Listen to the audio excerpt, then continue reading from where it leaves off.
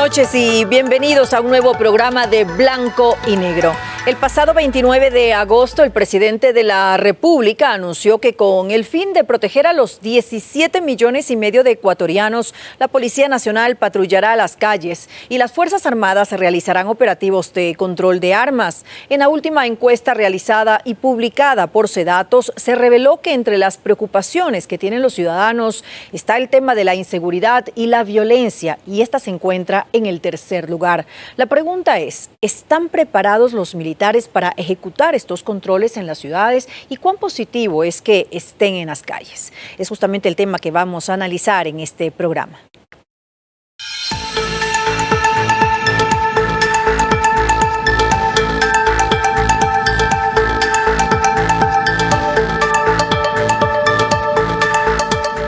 El anuncio presidencial de que los militares refuercen la labor de la policía en materia de seguridad ciudadana solamente en lo correspondiente al control de armas abre la expectativa respecto a cómo influirá esta medida en la percepción de la ciudadanía.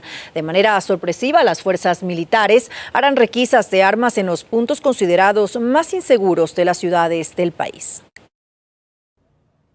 Fue poco antes del mes de mayo donde comenzó a barajarse la posibilidad de que los militares complementen el trabajo de la policía con el objetivo de precautelar la seguridad ciudadana. Durante un acto que se desarrolló en la Asamblea Nacional el 6 de mayo, esto dijo el ministro de Defensa Osvaldo Jarrín al ser consultado sobre este tema. Lo que primero ocurre es una gran afectación al turismo, a la sensación de inseguridad que tendría la población, al comercio, a las inversiones. Después de poco más de 3 meses, el presidente Moreno anunció que esta medida se ejecutará a escala nacional.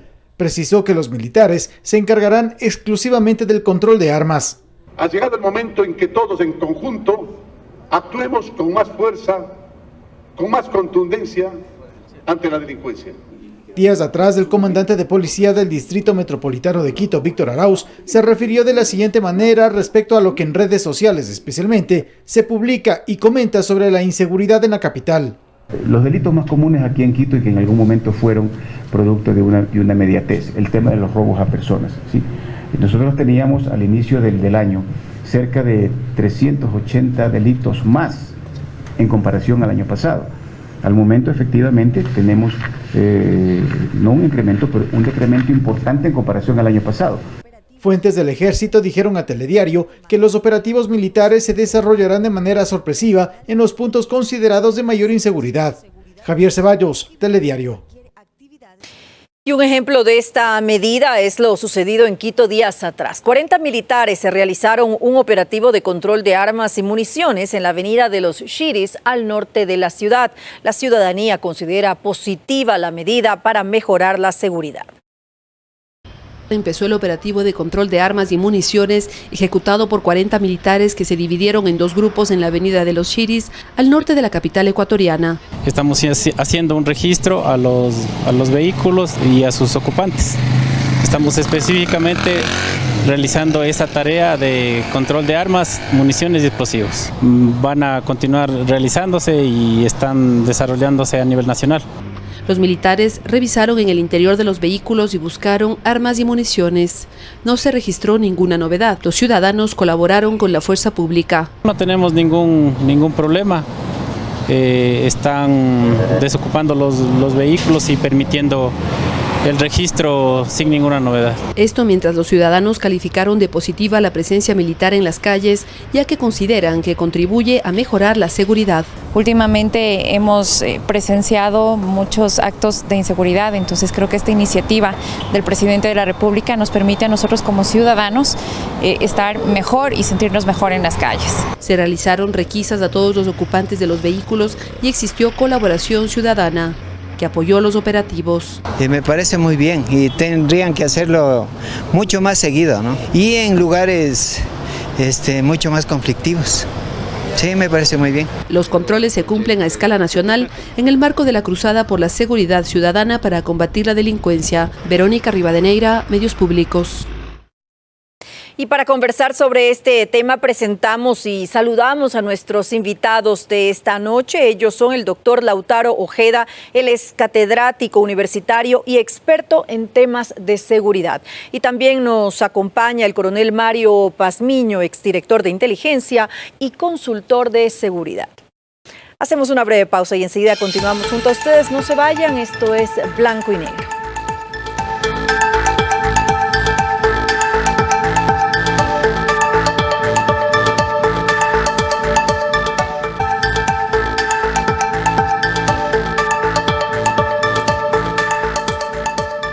Gracias por continuar junto a nosotros. Coronel Pazmiño, que los militares participen en tareas conjuntas y coordinadas con la Policía Nacional, ¿es adecuado? ¿Cuál es su opinión? Yo creo que, primero, muy buenas noches. Un cordial saludo para Lautaro.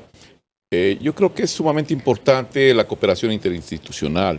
Creo que el país requiere, sobre todo, una cuota en la cual todos los ecuatorianos pongamos una parte. Y en esto, en el tema de seguridad, creo y estoy convencido que la decisión del gobierno central, en el sentido de que los militares realicen el control de armas, no patrullajes delincuenciales en las ciudades. No es una sustitución de funciones.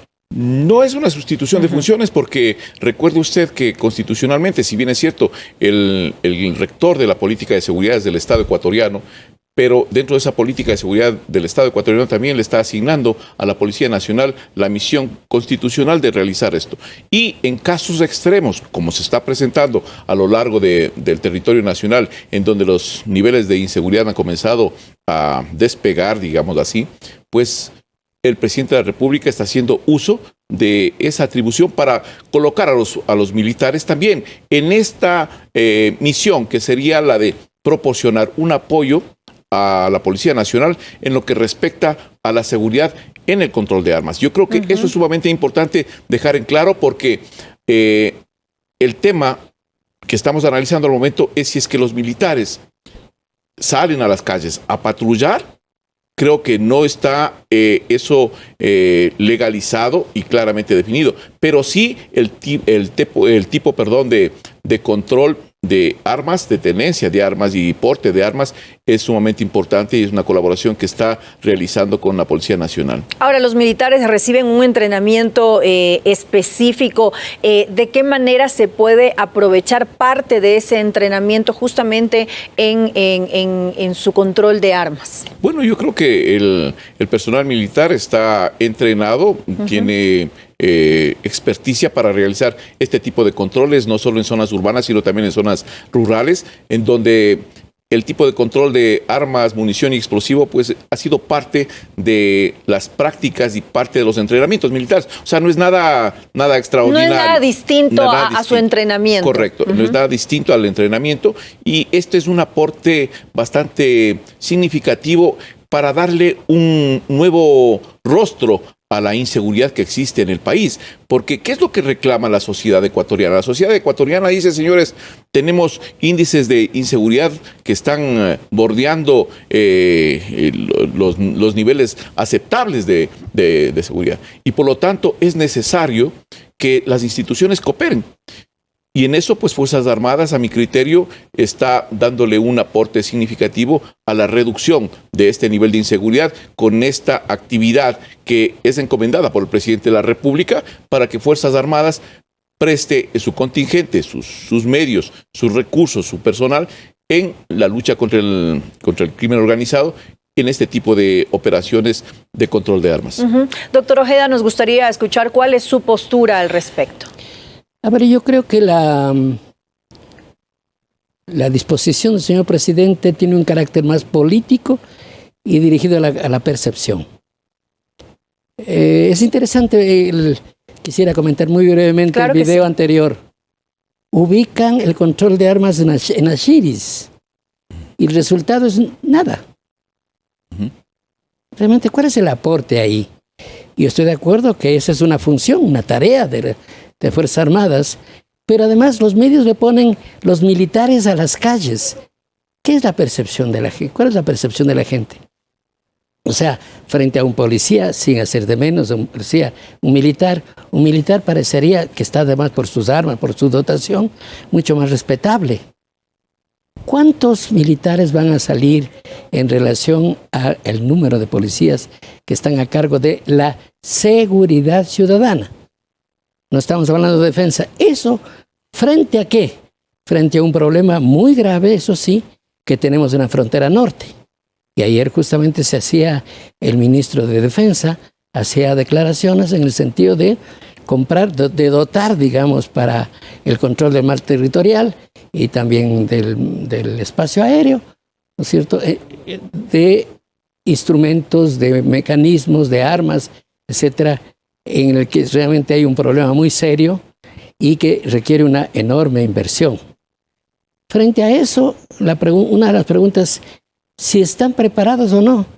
O sea, para control de armas yo creo que no es muy complejo el control de armas. ¿No es cierto? Eso no. El problema es, ¿están preparados frente a salir a las calles y encontrarse con delincuentes, con gente violenta? Ahí está el tema.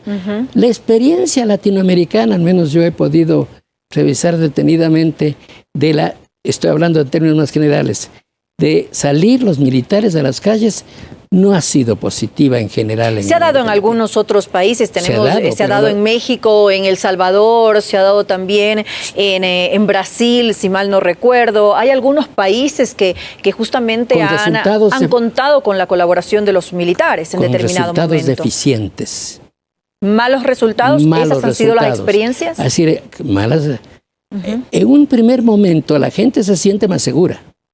Posiblemente en el corto plazo la gente dice que bien que estemos aquí reforzados, pero ya realmente visto esto en términos en profundidad, en el mediano y largo plazo, los resultados, al menos yo acudo a estudios de Naciones Unidas, de la OEA, advierten, la Comisión de Derechos Humanos de la OEA y de Naciones Unidas, reflejan claramente eso, que están tan mal preparados, por ejemplo, en el caso de México, y en el caso de Brasil, que se ha incrementado el número de delitos de militares en la ciudadanía. ¿Y por qué se ha incrementado eso? Porque no están preparados pues, para eso. Ahora, tomando en cuenta que cada país tiene una realidad, un contexto muy distinto y muy particular. Ya, pero en definitiva, ¿cuál es la formación de un militar? Y acá al lado mío tengo un ilustre militar. No, se les forman para combatir al enemigo, pues, para eliminar al enemigo, no para conversar con él.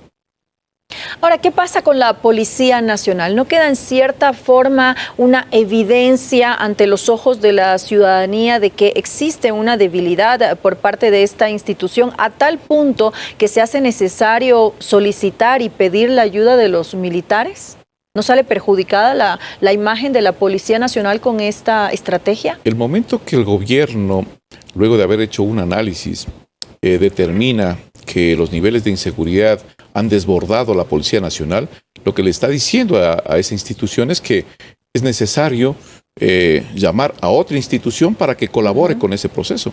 Lamentablemente, hay que decirlo, los niveles de inseguridad han seguido creciendo. La policía ha puesto todos sus recursos, todos sus mecanismos para poder reducir, si cabe el término decirlo, pero esos índices no han bajado. Esos índices se han mantenido y en algunos casos han comenzado a despegar. Yo quiero manifestar algo con relación a lo que decía Lautaro. Yo comparto con él lo que acaba de manifestar, en el sentido de que una cosa son los patrullajes en los cuales interviene Fuerzas Armadas para combatir amenazas externas. Y otra cosa completamente diferente son esos patrullajes. Por eso yo en la primera parte de la entrevista estaba manifestando que una cosa es el control de armas y otra cosa son los patrullajes antidelincuenciales. En esos patrullajes antidelincuenciales, Fuerzas Armadas no tiene, pero no tiene la experticia para eso. Le pongo un ejemplo concreto. Recuerden ustedes, hace algún tiempo atrás, creo que es en la ciudad de Guayaquil, en Monte Sinaí, una persecución en caliente que se llama, una patrulla militar en una camioneta ingresa persiguiendo a un delincuente, creo que hay un disparo por parte del delincuente e inmediatamente se da la respuesta, una respuesta militar. El militar no está esperando el tipo de acción antidelincuencial que hace la policía, sino inmediatamente procede. Responde como está preparado a hacerlo. Y hay otra cosa importante que estaba diciendo también Lautaro. El equipamiento, el armamento, no es para ese tipo de combate urbano. Son cosas completamente diferentes. Por eso, por un lado, además que tienen una formación combativa y no de contención. Es completamente diferente a la Policía Nacional. Porque una cosa es el enemigo al que enfrenta Fuerzas Armadas, que realmente es un enemigo externo, un enemigo que está armado de otra manera. Y otra cosa diferente es una persecución a un delincuente en el cual tiene que necesariamente ingresar a ciertas zonas. Hasta la forma de operar es completamente diferente. Entonces yo creo que estos aspectos son importantes. Pero retomo la pregunta que usted manifestó al inicio. Yo creo que es necesario que se optimicen los recursos de la Policía Nacional para prestarle un mejor servicio. ¿Qué quiero decir con esto? Gran cantidad de los servidores policiales, una gran cantidad, están en funciones que no deberían estar cumpliéndolas. Por ejemplo, los equipos de seguridad que mantienen con ministros, subsecretarios, un sinnúmero de funcionarios, deberían de ser eliminados en algunos casos y reducidos en otros casos.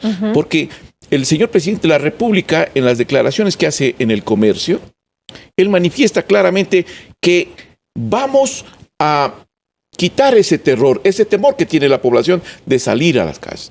Que le dice a los ciudadanos, señores, es necesario salir porque ya no vamos a tener temor.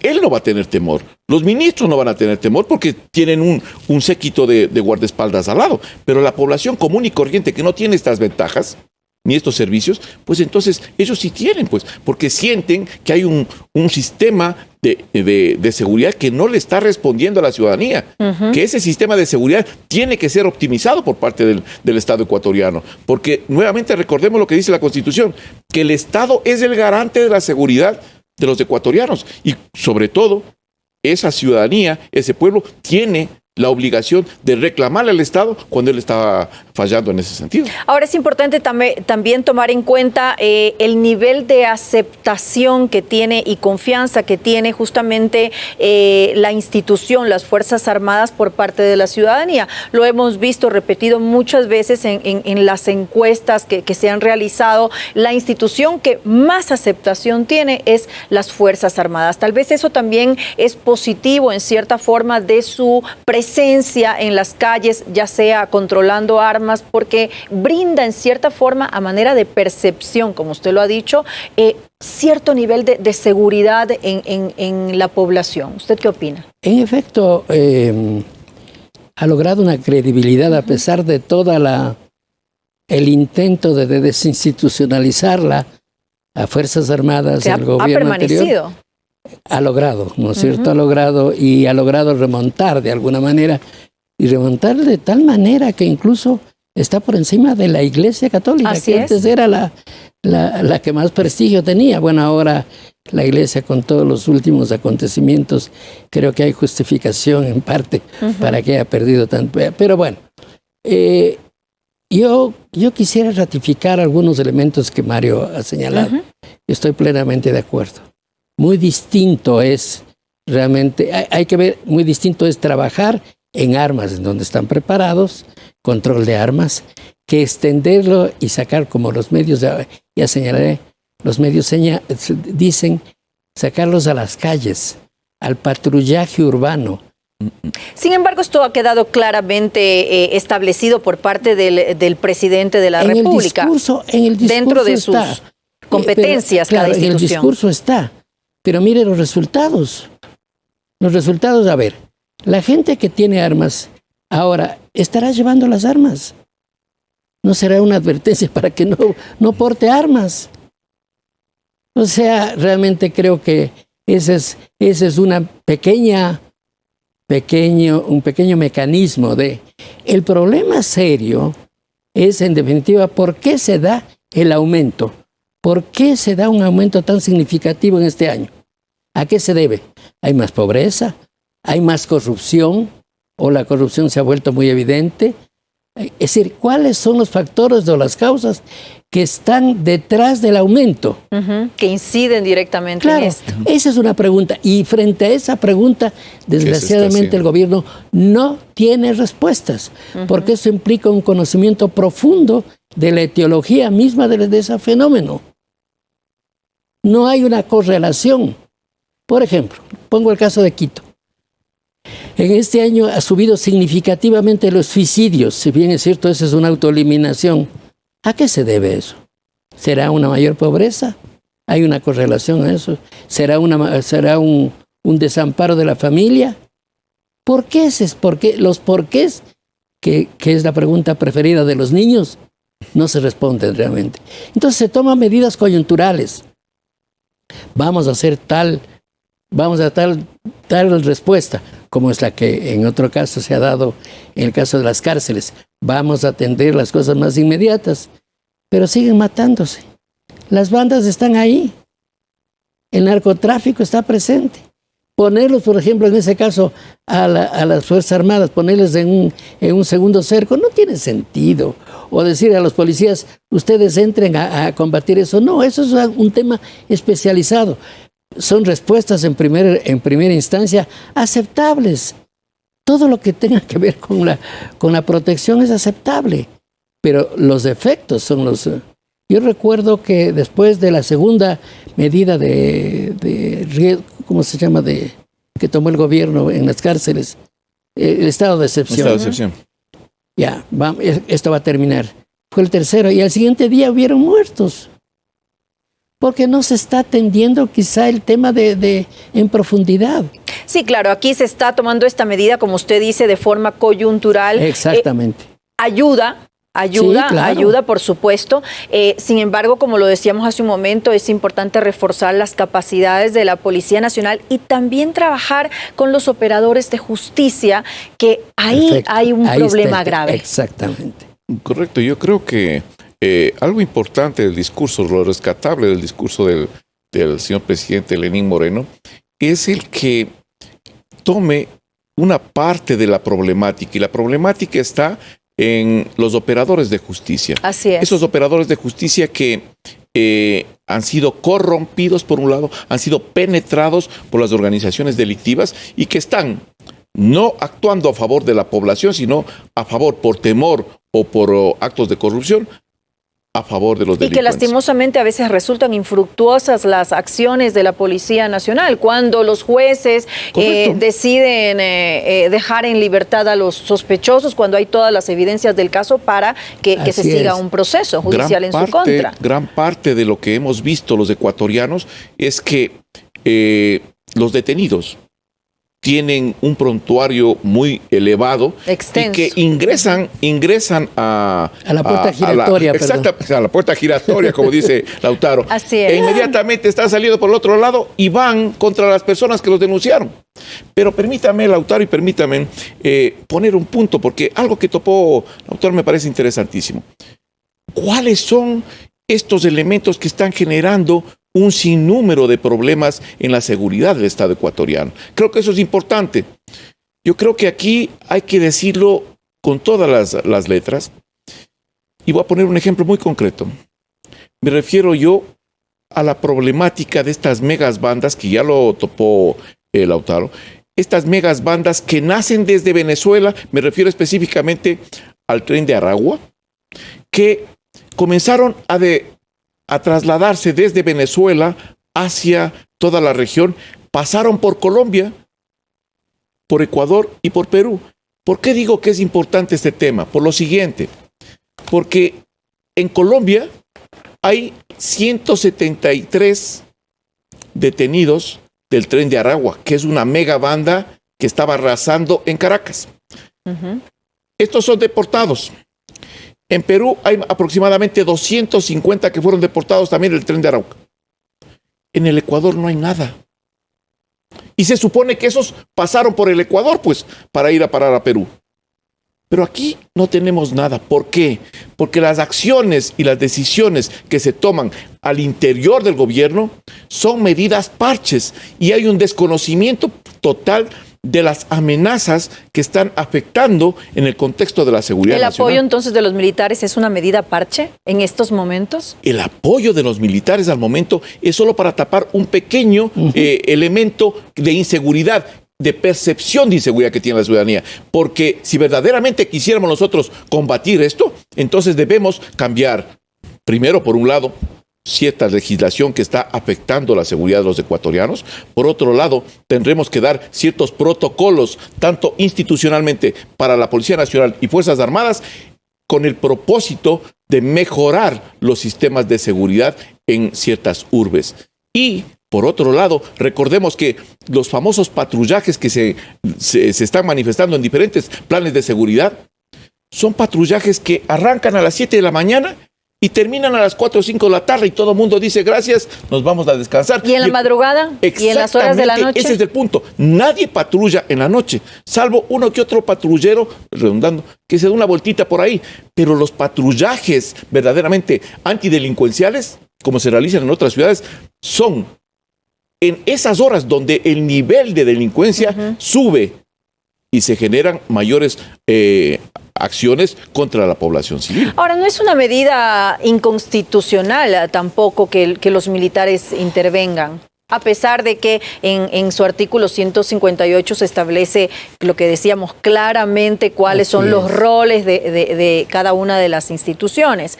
Pero no llega a ser lo que se está solicitando por parte del presidente de la República en este momento, no llega a ser inconstitucional, porque se lo ha visto así de parte de algunas personas. De acuerdo, a ver, habría que analizar ahí el tema de la enmienda, de las famosas enmiendas, ¿no es cierto? Hubo una enmienda a algunos principios constitucionales que luego fueron abolidas esas enmiendas. Correcto. ¿Qué hablaba ahí? De la complementariedad. A ver, habría que analizar qué significa ser complementario. ¿No es cierto? Complementario en el fenómeno general o complementario en aspectos muy puntuales, como es este caso. Entonces, la complementariedad además se da ¿en qué momento? En momentos extremos, como bien decía Mario. ¿Estamos realmente en esas condiciones? Si uno ve históricamente el crecimiento, la curva de crecimiento de la delincuencia, realmente el Ecuador no está entre los peores. Con esto no quiero decir que estemos bien. ¿Cuál es el momento de inflexión? ¿Cuál es el momento más grave? ¿Será este?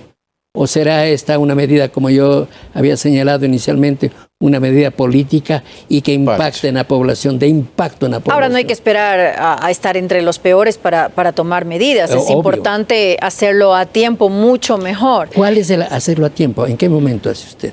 Ahora puede ser el momento oportuno para tomar medidas. ¿Quién califica? Estamos ahora, según el coronel José Vargas, vocero de la Policía Nacional, que también maneja además el tema de estadísticas, nos hablaba específicamente del tema de homicidios intencionales. Él ratificaba un poco lo que usted está diciendo, que en Ecuador, en comparación con el resto de la región, estamos bajos en específicamente homicidios intencionales.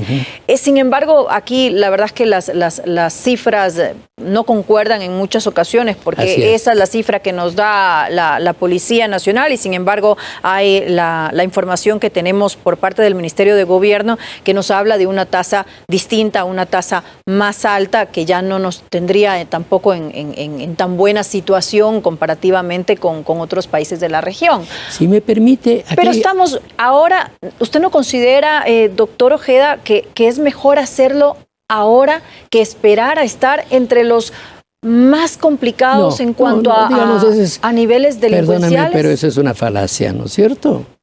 A ver, un dato. Los homicidios por violencia social son más altos que los homicidios por violencia criminal. Es decir, los interpersonales. ¿A quién corresponde tratar eso? ¿A la policía? ¿A Fuerzas Armadas? La familia, la escuela, etcétera, están de por medio. Usted sabe que el maltrato, por ejemplo, y la violencia contra la mujer, ¿dónde se da básicamente? En la familia. En la familia. Hay estudios, hechos especialmente en Chile, conozco, que llegan a una afirmación que es muy grave. Es más peligroso para una mujer estar en la casa que en la calle. ¿Se da cuenta lo que es eso? ¿A quién le corresponde? ¿Cómo se está atendiendo el tema de la violencia social si esta es mayor que la violencia criminal? ¿Quién se encarga de eso? Esa es una pregunta que, habría que ponerla en la balanza. Una pregunta si está respondiendo o no el gobierno. Es que la solución es integral. La solución no es solamente, exactamente, no son parches. Y yo creo que eso el Estado debe manejarlo de forma coordinada entre distintas instituciones educativas también, porque justamente en algún momento tenemos que empezar a trabajar con los más pequeños pensando en el futuro. Sí, yo creo que el Estado necesita primero plantear un diagnóstico real, con estadísticas reales, porque aquí cada uno comienza a hacer variantes en las estadísticas y no sabemos a ciencia cierta qué es lo que está pasando en nuestro país. Pero yo creo que además de hacer este análisis, está de plantearle al Estado ecuatoriano ciertas medidas que debería tomar, porque lo importante de esto es... ¿Cómo cuáles? Por ejemplo, la conformación de equipos integrados de seguridad contra la delincuencia.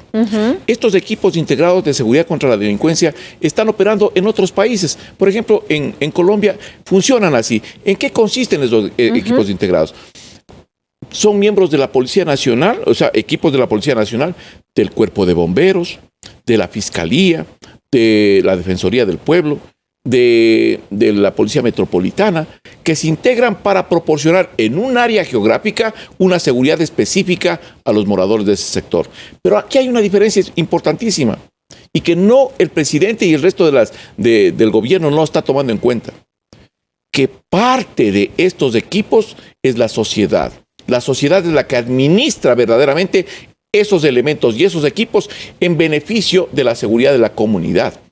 Aquí estamos hablando de medidas, como bien lo decía Lautaro, medidas parches, y lo manifestaba usted también, pero le pregunto yo lo siguiente. ¿Hemos consultado a la sociedad qué tipo de medidas deberían tomarse para que la sociedad se sienta más segura? ¿Hemos interactuado con la sociedad? ¿Le hemos hecho parte de la problemática a la sociedad? No le hemos hecho parte. Lo que estamos haciendo es tomando decisiones y si son positivas, perfecto. Si son negativas, ¿quiénes son los afectados? Las instituciones, el presidente, el ministro de gobierno, no. Es la sociedad. La sociedad es la que tiene verdaderamente de tomar o empoderarse de estos esquemas de seguridad para, en una manera conjunta con las instituciones, con el Estado ecuatoriano, decir, señores, esto me está afectando y esto es lo que necesitamos nosotros como sociedad que ustedes implementen. Pero en estos equipos integrados de los que usted nos habla, coronel, no intervienen, por ejemplo, los militares. No intervienen los militares, ¿por qué?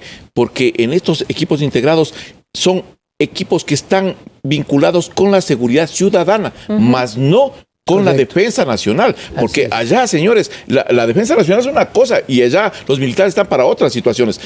Y los equipos integrados, ahí ellos mismos realizan los controles de armas que al momento están haciendo los militares. Me refiero a otros países.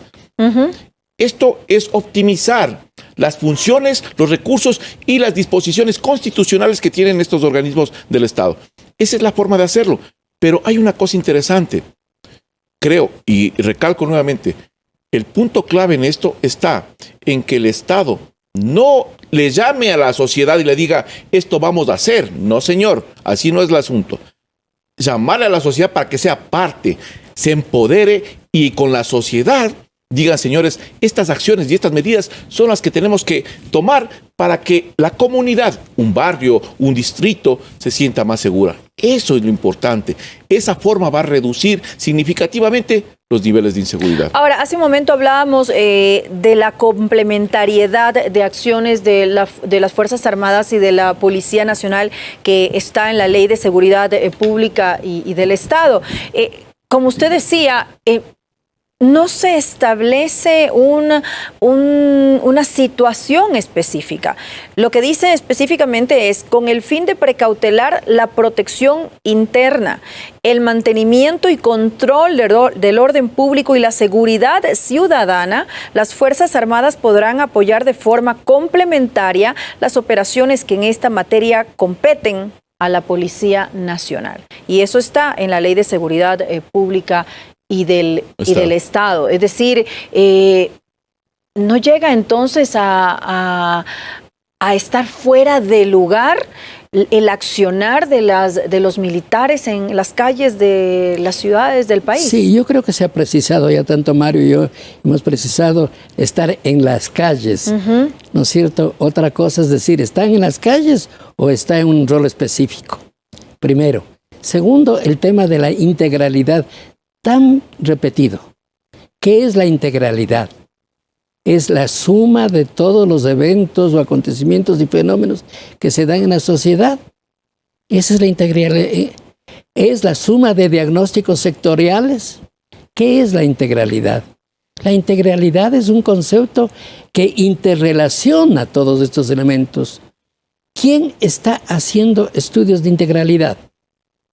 Eso no se está haciendo. No se está haciendo. Y ahí yo insisto mucho, por ser académico, que desgraciadamente las universidades no están aportando en eso. No están cumpliendo con su parte de responsabilidad, entonces. Que si usted hace una simple comparación, hoy tenemos 2 planes nacionales, ¿no es cierto?, de seguridad. Así es. Uno elaborado por el Gabinete de Seguridad del Ministerio de Defensa y otro por el Ministerio del Interior. Haga una sola comparación. Este plan, recursos, tanto financieros como humanos, capacitación y formación. Porque eso debería traducirse. Si usted está diciendo, estos son los objetivos, estos son los problemas, ¿cómo voy a combatir? Y eso no se combate retóricamente, se combate con recursos. Y no solamente a corto plazo, sino a mediano y largo plazo. ¿Quién está trabajando a mediano y largo plazo? Que yo conozca, no hay. Entonces, ahí hay un problema de fondo que estamos tratando realmente. Y es que... Y que no se va a resolver con estas medidas. Exactamente. Entonces, como usted ve, hay problemas de fondo que, claro, la población no dice voy a esperar los estudios de las universidades, no. O sea, es más... Quiere respuestas inmediatas la población. Correcto. Y tal vez por eso esta respuesta para la población en general resulta una respuesta óptima, positiva para el momento como tal. Como dice el doctor Ojeda, no tal vez lo están analizando a largo plazo, pero vamos nuevamente a la percepción de la ciudadanía. Yo creo que el momento que la ciudadanía, ante este despunte de la delincuencia y la inacción de algunas instituciones y de los estamentos gubernamentales, el que el gobierno lance una medida parche es como un salvavidas. Se agarran de eso. Se agarran y dicen, eso es algo excelente.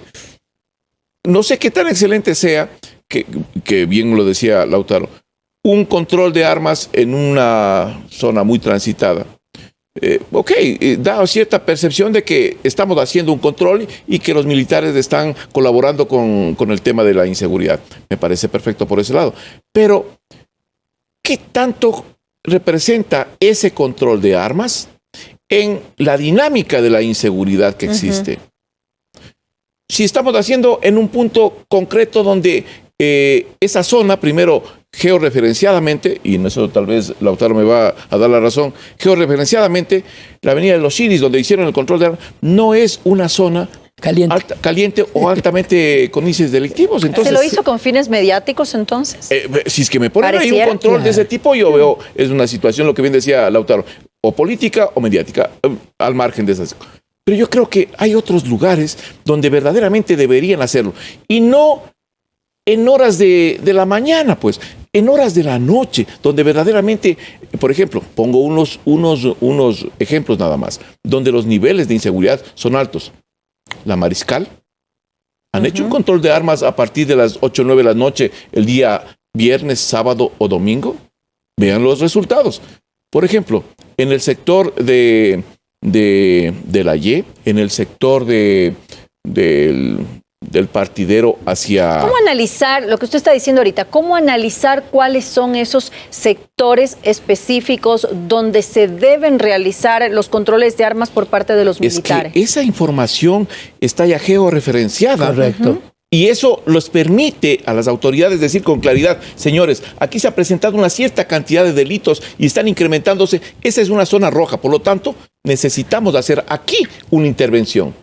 Porque hacerlo a ojo de buen cubero, discúlpeme la expresión, y por colocar un control aquí o una intervención en un lugar que no representa o no está representado. No tiene sentido. No tiene sentido porque no estamos actuando verdaderamente sobre los lugares calientes donde tiene que hacerse una intervención.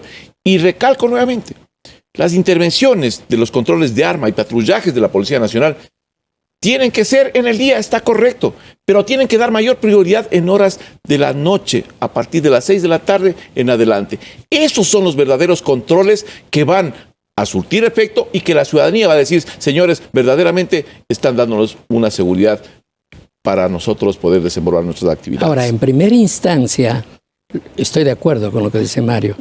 Yo ubico las zonas calientes o zonas rojas, pero la delincuencia es tan inteligente que dice, aquí estoy controlando, me voy a otro lado, me voy a otra provincia. Recuerden ustedes el famoso plan Más Seguridad. Se ubicaron en Guayaquil determinados... ¿Cuál fue la respuesta de muchos delincuentes? Que en las provincias cercanas aumentó la delincuencia. Se trasladaron. Pero es obvio, pues, o sea, ¿acaso que son tontos? Al contrario, su inteligencia, y estoy hablando frente a un experto en inteligencia, la inteligencia de la criminalidad es mucho, tiene más recursos y no sé si más intelecto que la otra. Ahora, analicemos lo positivo y lo negativo que podría traer la intervención, en pocas palabras, la intervención de los militares en el control, específicamente en el control de armas. Iniciemos, por ejemplo, en lo negativo. Escuchamos hace unos momentos al mismo ministro de Defensa, Osvaldo Jarrín, diciendo que esto puede afectar al turismo del país. ¿Es así? Yo quisiera conocer realmente ya la percepción y datos sobre eso. ¿Cómo está afectando? ¿Qué debe afectar? Debe afectar. Pues. ¿En qué medida? Eso es además lo prioritario. A ver, pongamos un ejemplo. Usted se va a la Plaza Grande y ahí encuentra policías municipales, por lo menos 4 o 5 tipos de policías. Y sigue habiendo ahí... No afecta entonces. En realidad, no afecta. No afecta. ¿Cómo se dividen? Hay una convivencia nomás ahí. Hay incluso una armonía. Una armonía. Porque en lugares pequeños que son calientes y ahí hay bastante turismo, lo están cuidando pues allí. Pero desplacémonos a otros lugares, a lugares realmente rurales, por ejemplo. Ahí la situación es muy distinta. Hay control en las zonas rurales. Especialmente, veamos qué pasa en la costa. Uno ve la televisión. ¿Dónde se están produciendo realmente la mayor cantidad de crímenes? Vean ustedes en cantones rurales, digamos. ¿Qué controlan ahí? Bueno, muy bien, mandemos 100 policías, mandemos 50 policías. O sea, pero no pueden quedarse ellos, no pueden armar destacamentos. Van por 40 días, 30 días o 10 días. Y entonces, una vez que se retiran, regresan nomás. ¿Pero usted está hablando de los policías o de militares? De los policías, en este caso. De policías. Yo quiero enfocarme un poco en qué negativo encuentra usted en que haya presencia de militares en las calles. No digo patrullando, digo haciendo control, revisión de armas. ¿Qué puede ser? ¿Qué podría afectar? ¿De qué forma puede afectar? Yo no le pondría en esos términos tan duros. ¿Qué negativo? ¿No es cierto? ¿Usted no cree que va a haber entonces nada negativo? No. Un ratito no pongamos blanco-negro. Tampoco tan bueno. Es blanco y negro justamente el programa. ¿Sabe qué? Como decía un profesor mío, felizmente hay grises entre blanco y negro. Pero aquí en blanco y negro yo quisiera tener unos blancos y unos negros. Es decir, lo negativo es, qué sé yo, usted inicialmente dijo Tal vez esto puede incrementar la violencia, porque incrementó la violencia en Brasil, digamos, que fue el ejemplo que usted dio inicialmente. ¿Por qué? ¿Por qué incrementaría la violencia en lugar de reducirla?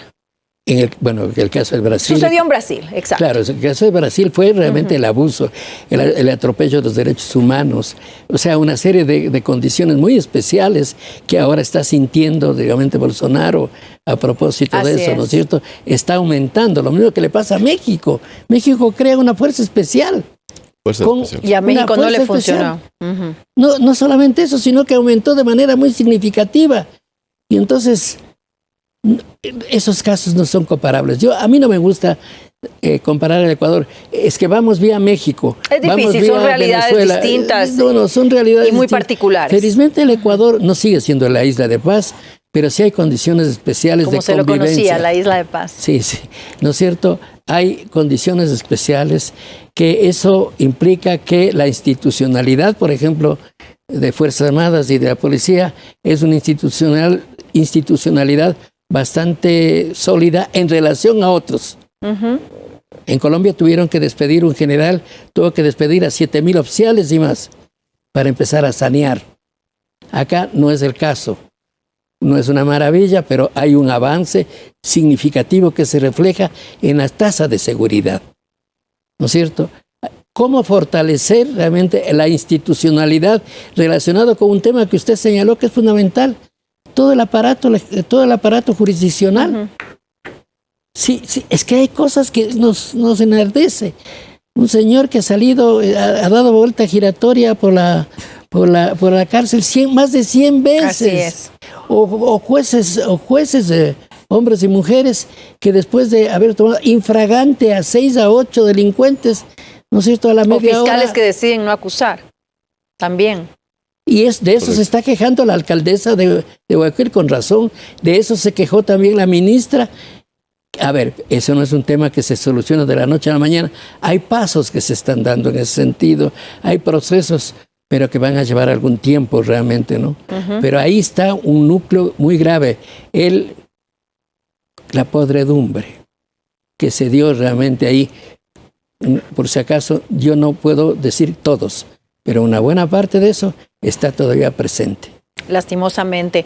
Coronel Pazmiño, para usted, ¿si hay blancos y negros? Yo quiero ponerle dentro desde otro. Sí, yo veo que puede haber blancos y negros dentro de un esquema de una intervención militar en control de armas. Voy a poner un ejemplo y creo que ahí podemos darnos cuenta dónde puede estar el blanco y negro. Se está realizando un control de armas, pongamos nuevamente en la avenida de los Chiris, ¿ya? Y detienen un carro. Y en el carro hay narcóticos y hay gente armada. La gente que está ahí no quiere dejarse detener y comienza a armarse una balacera. ¿Cómo reacciona la fuerza militar? Automáticamente la fuerza militar va a utilizar sus elementos, su experticia, sus armas, y va a desencadenar. Entonces, ¿qué pasa ahí? Estamos entrando en otro tipo de escenario en donde no existen protocolos establecidos ante estas situaciones. Y esos protocolos pueden caer luego en violaciones de derechos humanos, en afectaciones jurídicas para fuerzas de miembros de Fuerzas Armadas, porque no hay disposiciones concretas y claras. Ahí no hay personal policial que está en esos controles de armamento, por lo tanto, esos deberían actuar inmediatamente. Hay un sinnúmero de factores que pueden cambiar de un tema, como se llama su programa, blanco, transformarse, pasar del gris que decía mi amigo Lautaro, pasar a un escenario negro completamente. Creo que eso es lo que tenemos que cuidar. Y lo que hay que cuidar, exactamente. Eso es lo que hay que cuidar. ¿Faltan esos protocolos ahora? Yo creo que sí. Pero la legislación también. No, indudablemente la legislación, Lautaro. Pero el punto aquí está en que, si bien es cierto, queremos darle un poco de tranquilidad a la sociedad, diciéndole, señores, estamos haciendo controles de armas, eso va a reducir un poco los niveles de inseguridad. Perfecto, pero establezcamos ciertos protocolos porque se puede salir de la mano ante una situación extrema que acabo de plantear en este momento y que me parece que para eso no existen protocolos. Complementando lo tuyo, por favor. Complementando lo tuyo. A ver, si sucede lo que acaba de decir Mario, ¿le puede aprender? ¿Tiene la facultad para aprender un militar? Eso también. No puede. Eso también es una observación Entonces importante. Tendría que llamar, silbarle a la policía, ve aprendiendo. Claro, porque ellos no tienen... Son los protocolos. La ley los protocolos y las disposiciones jurídicas que tienen que estar establecidos en esos protocolos. Y deberían estar establecidos en este momento, porque en este momento ya están haciendo pero control de armas. ¿qué pasaría si esa disposición, esa posibilidad de dar a los militares? ¿Qué sucedería? Que los militares también puedan aprender. Eso sería grave. También. ¿No es cierto? Ahí estamos en los grises. Importante, muy importante información de mis dos invitados. Y con eso me quedo, nos vamos a hacer una pausa y enseguida regresamos junto a ustedes. No se vayan, esto es Blanco y Negro.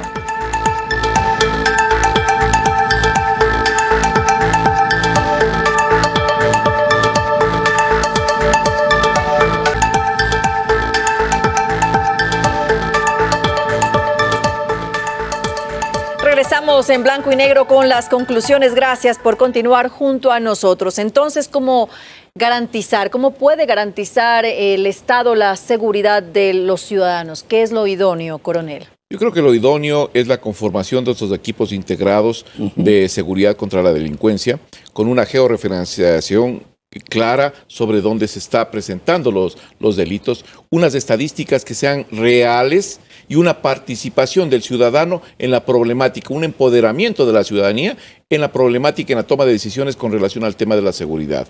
No esperemos que la sociedad sea el colchón donde recaen todas las decisiones bien tomadas o mal tomadas de un estamento gubernamental o de una institución.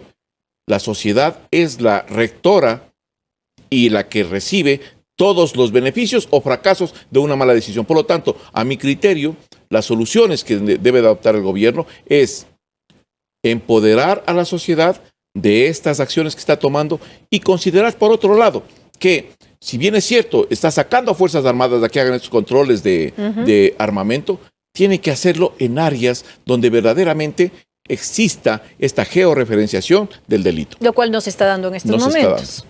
¿Y cuál debería ser el papel de los medios? No, pues eso usted toca ahí un tema como para... A ver, los pocos estudios que yo conozco sobre la relación medios y violencia no son muy positivos. Hablan de espectáculo o espectacularización, hablan de morbosidad, hablan de coyunturalismo y hablan de poca base de investigación de los medios. Los medios no tienen equipos de investigación, al menos acá, establecidos, o a lo mejor me equivoco. Entonces, ¿de qué están nutriéndose? Del último dato, del último muerto y más. Y eso nos sucede, me imagino, a Mario y a mí. Nos llaman a los medios cuando hay un muertito en la esquina. ¿Qué pasó con...? Digo, por favor, pregunten a la fiscalía. O sea, no, yo no puedo dar ahí, no puedo dar una respuesta consistente, porque no tengo elementos de conocimiento, no tengo elementos de diagnóstico que me permita fundamentar. Cuando usted va donde un médico, le piden exámenes, analiza los exámenes insuficientes y le pide 2 o 3 veces y recién ahí hace un pronóstico, a lo mejor no un diagnóstico. ¿Tenemos los elementos como para poder hacer eso? Entonces, en síntesis, yo creo que es fundamental que el gobierno asigne recursos a través de un concurso en las universidades o de lo que sea, para hacer estudios no solamente de que las respuestas inmediatas, sino las mediatas y de mediano a largo plazo. A largo plazo. Y no estoy hablando de 20 años, no estoy hablando de 10 años, quizá de 5 años. Bueno, y con esto finalizamos. Quiero agradecer a mis invitados de esta noche por sus importantes informaciones, importante aporte en nuestro programa. Y a ustedes, amigos televidentes, como siempre, por acompañarnos. La seguridad ciudadana es un tema que nos afecta y preocupa a todos. Y el Estado tiene la obligación, según lo manda la Constitución, de garantizar esa seguridad interna en todo el país. La mayor demanda es que se atienda a ese mandato. Y ante esta exigencia, el Estado Estado debe responder y dar cumplimiento a través de las instituciones correspondientes, tomando las medidas que sean necesarias dentro del marco legal. ¿No es entonces esta una estrategia que cumple con los requerimientos expuestos? ¿No es esta una acción emergente que puede dar un respiro de alivio a los ciudadanos, sin dejar de lado, por supuesto, las acciones complementarias, como hemos dicho, que lleven al mejoramiento continuo de la institución que tiene la responsabilidad primaria de velar por la seguridad interna y el orden público, que es la Policía Nacional? Ese trabajo conjunto entre Fuerzas Armadas y Policía puede resultar para muchos inadecuado y para otros, siempre y cuando se respete el marco de sus competencias, puede ser una posible solución. Ustedes deciden cuál es su postura al respecto. Gracias y los espero la próxima semana en Blanco y Negro.